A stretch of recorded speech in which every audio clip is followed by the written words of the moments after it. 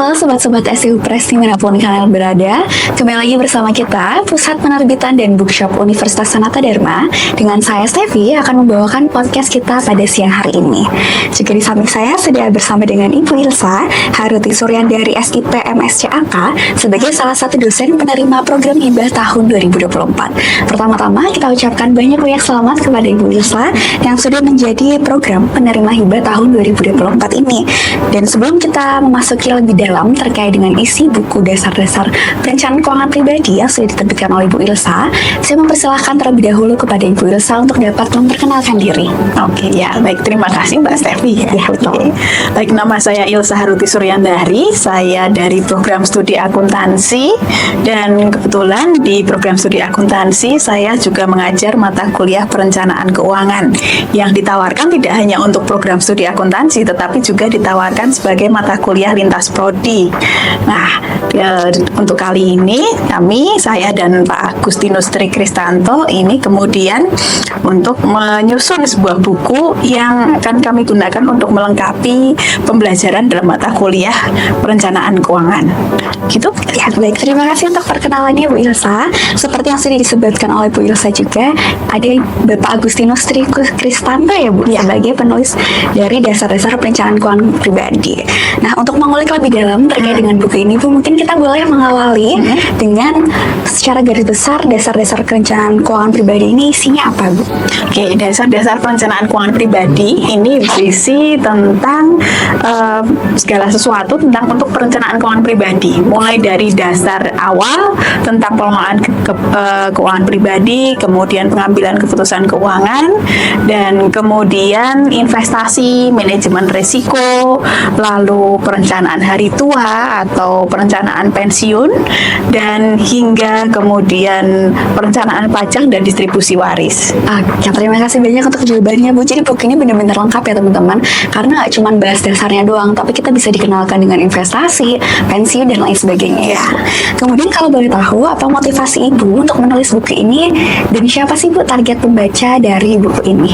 Ya, sebelumnya karena memang saya mengajar mata kuliah perencanaan keuangan pribadi, dan sebelum ini saya menggunakan buku-buku terbitan dari luar, bukunya berbahasa Inggris begitu, dan kemudian hasil dari evaluasi pembelajaran ini teman-teman menginginkan buku yang kemudian lebih dekat dengan proses mereka belajar. Nah, di sini saya tulis sebagai dasar-dasar karena kemudian tidak kemudian semua tentang perencanaan keuangan pribadi termuat di sini. Kalau kita bicara tentang perencanaan keuangan pribadi, itu tentu saja nanti terkait dengan materi yang berkaitan dengan perencanaan keuangan. Yang ini terkait dengan materi ujian sertifikasi Certified Financial Planner.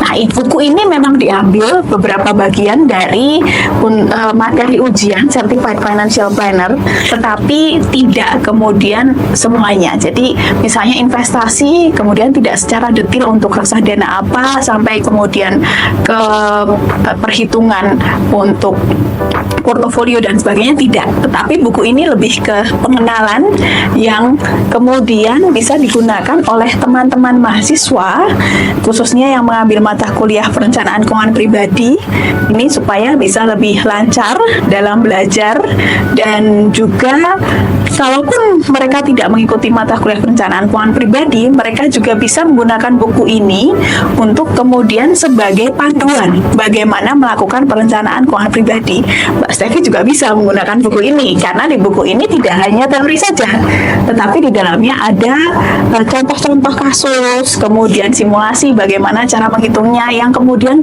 kami sesuaikan dengan realitas di dunia nyata seperti apa. Baik, terima kasih untuk jawaban yang luar biasa Bu. Jadi benar buku dasar-dasar perencanaan keuangan pribadi ini awalnya dibuat untuk memenuhi ekspektasi mahasiswa gitu ya Bu, supaya bisa lebih mudah bagi mahasiswa dalam belajar mata kuliah perencanaan keuangan pribadi. Tapi nggak cuma mahasiswa teman-teman, kita yang mau belajar tentang dasar-dasar perencanaan keuangan pribadi juga bisa banget membeli buku ini gitu ya Bu. Oke, kita masuk ke pertanyaan berikutnya Bu. Kalau boleh tahu, apa ya Bu tantangan terbesar yang dihadapi oleh banyak orang ketika mereka ingin mengelola keuangan pribadi mereka? Tentu saja tantangan yang terbesar terbesar adalah bagaimana membedakan antara kebutuhan dan keinginan. Kenapa seseorang itu tidak bisa membedakan kebutuhan dan keinginan? Karena mereka belum menemukan tujuan ingin apa. Nah, oleh sebab itu di dalam buku ini juga pertama-tama sebelum masuk ke pengelolaan, kita belajar dulu bagaimana menentukan tujuan keuangan. Baik itu keuangan jangka pendek, menengah maupun jangka panjang gitu. Oke, terima kasih untuk jawabannya Bu. Jadi buku dasar-dasar perencanaan keuangan pribadi ini benar-benar kita bahas dari awal untuk membedakan kebutuhan dan keinginan ya Bu. Ya. Karena keinginan seorang manusia itu sangat-sangat beragam ya Bu. Oke. Kita bisa masuk ke pertanyaan berikutnya Bu. Apa kesalahan umum yang biasa dilakukan seseorang ketika ingin mengelola keuangan pribadi mereka? Kesalahan umum yang sering dilakukan biasanya itu tadi tidak bisa membedakan kebutuhan dan keinginan. Satu. Yang kemudian kedua seringkali adalah prioritas. Kesalahan dalam menentukan prioritas. Sering orang itu langsung masuk ke investasi. Apalagi sekarang kan trennya sedang tren investasi ya kemana-mana. Nah, tapi kemudian mereka lupa bahwa sebelum investasi seseorang itu harus melakukan pengelolaan lalu cek kesehatan finansialnya terlebih dahulu. Nah, di buku ini sudah ada bagaimana cara mengecek kesehatan finansial, mulai dari membangun neraca keuangan pribadi, kemudian melihat arus kas. Nah, selain itu juga manajemen risiko. Nah, orang juga lupa tentang manajemen risiko. Tidak punya asuransi, walaupun asuransinya hanya sekedar BPJS, tetapi itu penting. Atau dana darurat, yang itu adalah kesalahan terbesar ketika seseorang itu tidak memiliki dana darurat. Jadi ketika terjadi sesuatu hal yang tidak terduga, walaupun sudah punya investasi, maka nanti bisa jadi uangnya akan habis. Gitu. Oke, baik, betul Bu. Jadi dengan dasar-dasar perencanaan keuangan pribadi ini bisa membuat kita untuk semakin memahami tujuan kita dan kemudian bisa memutuskan dengan bijak ya Bu. Step by stepnya tuh apa supaya kita bisa lebih kuat, lebih mantap dalam manajemen risikonya. Oke, kita masuk ke pertanyaan berikutnya Bu. Mungkin ini sudah dijelaskan juga oleh Ibu, tapi mungkin bisa juga diulas lebih dalam terkait dengan langkah konkret apa yang dapat kita lakukan untuk mengelola keuangan pribadi kita. Oh ya baik, langkah konkret yang dilakukan untuk mengelola keuangan pribadi, yang pertama sebenarnya untuk pemula itu kemudian kita mulai dengan mencatat pengeluaran dan pendapatan sehari-hari kita.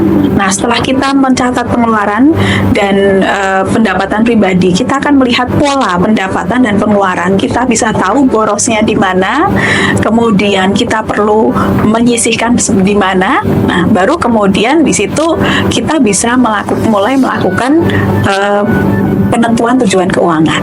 Nah, setelah itu baru kemudian melakukan perencanaan atau melakukan pengecekan kesehatan keuangan pribadi dengan menghitung rasio-rasio keuangan. Baru setelah itu tahapan berikutnya adalah dana darurat, membuat anggaran mulai dari dana darurat, melakukan manajemen risiko, dan baru investasi. Tentu saja jangan lupa untuk merencanakan dana pensiun. Baik Bu, terima kasih untuk jawaban yang luar biasa. Jadi step by step tuh benar-benar sudah disampaikan secara detail teman-teman di dalam buku ini. Mulai dari pencatatan pemasukan keuangan hingga dana darurat dan dana pensiun yang ternyata sepenting itu ya Bu untuk kita miliki bagi keuangan kita di masa mendatang. Nah, mungkin kita boleh ya Bu untuk bertanya satu hal penting lagi terkait dengan buku dasar-dasar perencanaan keuangan pribadi. Kira-kira dampak positif apa sih Bu bagi baik itu untuk jangka pendek dan juga jangka panjang ketika kita bisa berhasil untuk merencanakan keuangan pribadi kita? Oke, dalam jangka pendek tentu saja kita akan kemudian menghindari kekhawatiran ya. Mungkin kalau teman-teman di generasi teman-teman ini adalah insecure. Nah, supaya kemudian tidak insecure soal keuangan. Lalu dalam jangka panjang akan mencapai financial freedom. Begitu.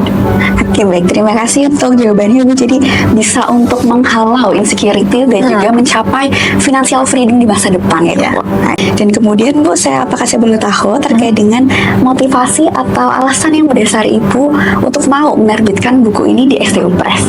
Oh, kan tentu saja karena pertama ada hibah. Dan kemudian yang kedua karena ini juga terutama ditujukan awalnya karena evaluasi dari teman-teman mahasiswa, maka kemudian supaya lebih dekat untuk menjangkau buku ini maka diterbitkan di STU Press. Oke, baik Bu, terima kasih untuk jawabannya. Jadi selain karena hibah tadi ya Bu, juga ada ekspektasi tersendiri yang Bu Ilsa ingin penuhi bagi teman-teman mahasiswa. Oke, boleh Bu untuk kita dapat menutup podcast kita pada siang hari ini. Saya mau persilahkan Bu Ilsa untuk dapat memberikan closing statement Bu berupa ajakan bagi teman-teman mahasiswa ataupun teman-teman penonton untuk bisa memiliki buku ini. Oke, baik teman-teman, perencanaan keuangan pribadi itu sangat penting terutama bagi teman-teman. Di buku ini teman-teman bisa belajar tahapan demi tahapan untuk melakukan perencanaan keuangan pribadi. Nah, ini untuk berguna mulai dari sekarang hingga nanti teman-teman ketika nanti hingga di usia pensiun. Di dalamnya sudah ada latihan, kemudian ada template-template yang bisa digunakan oleh teman-teman untuk melakukan perencanaan pribadi. Maka jangan sampai ketinggalan ya. Segera beli buku ini di SJU Press. Baik, terima kasih kepada Bu Yelsa yang sudah menjadi narasumber kita pada podcast hari ini, dan juga bagaimana teman-teman terkait dengan buku dasar-dasar perencanaan keuangan pribadi yang sangat menarik dan sangat penting untuk dapat kita miliki, karena semakin cepat mungkin kita belajar, semakin dekat juga kita dengan financial freedom gitu ya Bu. Bagi teman-teman yang tertarik, jangan lupa untuk stay tune di IG atau di TikTok ataupun di sosial media SJU Press untuk tahu kapan buku ini bisa menjadi milik kalian. Jadi sekian podcast kita di episode kali ini bersama dengan Ibu Yelsa. Stay tune terus karena kita akan ada episode menarik berikutnya dengan para penulis lainnya. Terima kasih dan selamat siang.